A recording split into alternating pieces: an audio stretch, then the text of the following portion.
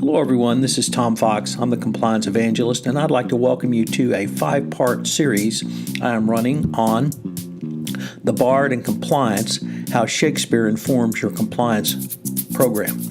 I recently completed the study of some works from Shakespeare from the Teaching Company. The Teaching Company is one of the top organizations in the United States which provides first-rate college professors lectures both in audio and video on a wide variety of subjects. So, for instance, on Shakespeare, Peter Saccio has Shakespeare, the Word and the Action. Mark Connor has How to Read and Understand Shakespeare. And then one of my personal favorites, once again, Dr. Peter Saccio, Shakespeare, Comedies, Histories, and Tragedies. If you're a lifelong learner like I am, you will greatly enjoy the Teaching Company. You can check out all of the Teaching Company courses at theteachingcompany.com. In this special 5-part series, we're going to take a look at Shakespeare's problem plays. We begin with All's Well That Ends Well and Compliance Resilience. And we go on to Troilus and Cressida and Farce in Compliance as Tragedy. In Episode 3, we take a look at Measure for Measure and Creating a Game Plan. In Episode 4, we consider A Winter's Tale and Terminating a Third Party. And finally, we conclude with Timon of Athens and the Men Model. I know you will enjoy this series as much as I've enjoyed producing. This is Tom Fox. Shakespeare in Compliance is a special presentation of the Compliance Podcast Network. Episode 4, A Winter's Tale and Terminating a Third Party. In this play, King Leontes of Sicily and King Polixenes of Bohemia are old friends, and Polixenes is about to return home after a 6-month visit to Sicily. Leontes wants him to remain longer and asks his wife to persuade him to stay. At this point, the green-eyed monster of jealousy takes form or hold of Leontes, and he becomes obsessed with the idea that his wife has been unfaithful to him. He tries to have her killed, but she escapes, so he puts her in prison where she gives birth. He believes the baby is that of Polixenes, however, it is his daughter. The baby daughter is taken away to the Kingdom of Bohemia, and as you might guess, she ends up falling in love with the King of Polixenes many years later. They return to Sicily, and the father and daughter are united and reconciled. The daughter also marries the son of King Polixenes, hence the confusion between this as a comedy and tragedy and makes it a problem play.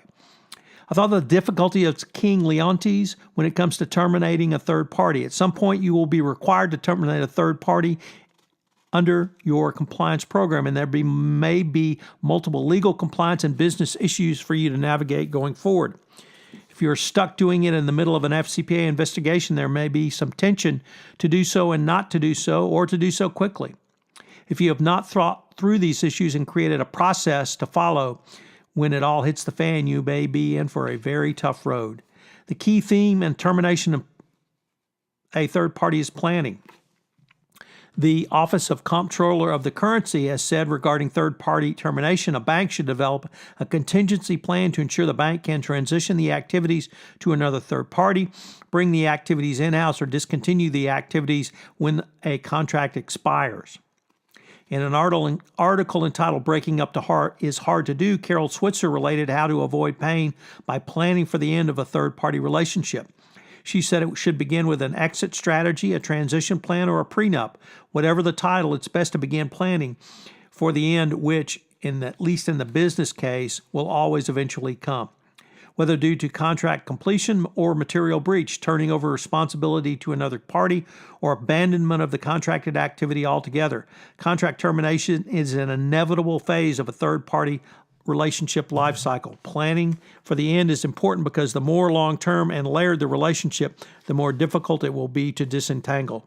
The deeper the third party is embedded in the use in your organization or with your organization and the uses of confidential information of the company and customer, the greater risk presented by failing to design a smooth transition period. The business termination should originate with a clearly specified contract termination right, but also this is the starting point.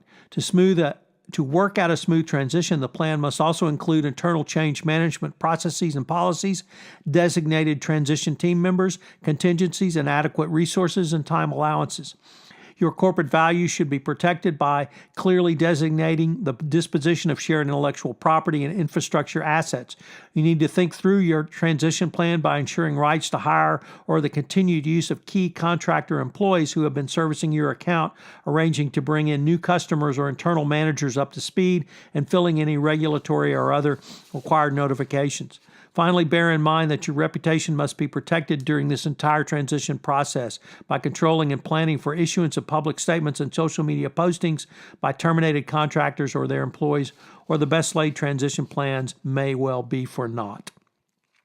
You will also need to consider the business risks around the termination of a third party, particularly on the sales side of your business. This may mean sitting down with a customer or a group of customers to explain the reasons behind the termination.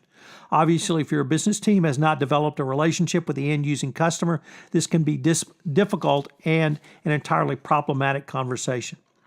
Unless you are existing in a business sector or territory, you will need to replace your third party. This means going through the entire 5-step life cycle of a third-party relationship again with a potential sales agent or representative.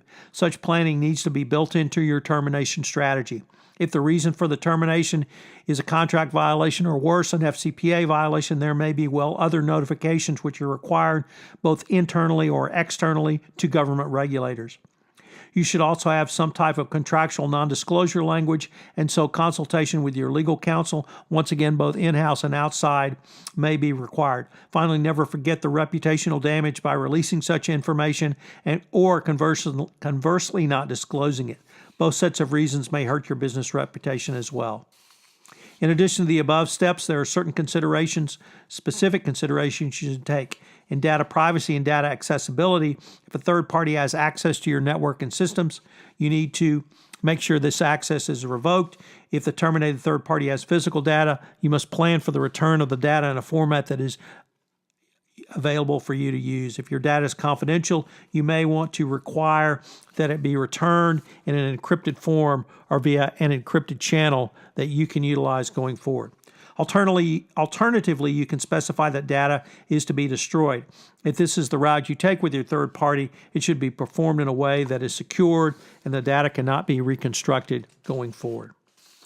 As was the situation in A Winter's Tale, certainly things got better, and things can get better in the termination of third parties through planning. I hope you'll join us again tomorrow, where we conclude our 5-part series on Shakespeare's problem plays by looking at Timon of Athens and freight forwarders. Hello, everyone. This is Tom Fox again. I hope you've enjoyed this episode of The Bard in Compliance, Shakespeare's Problem Plays. Once again, this is based on a series of lectures I listened to on Shakespeare from the Teaching Company and other research I did on these plays. Thank you again for listening. I hope you'll join me tomorrow for another episode. This special series of The Bard and Compliance, Shakespeare's Problem Plays is a special presentation of the Compliance Podcast Network.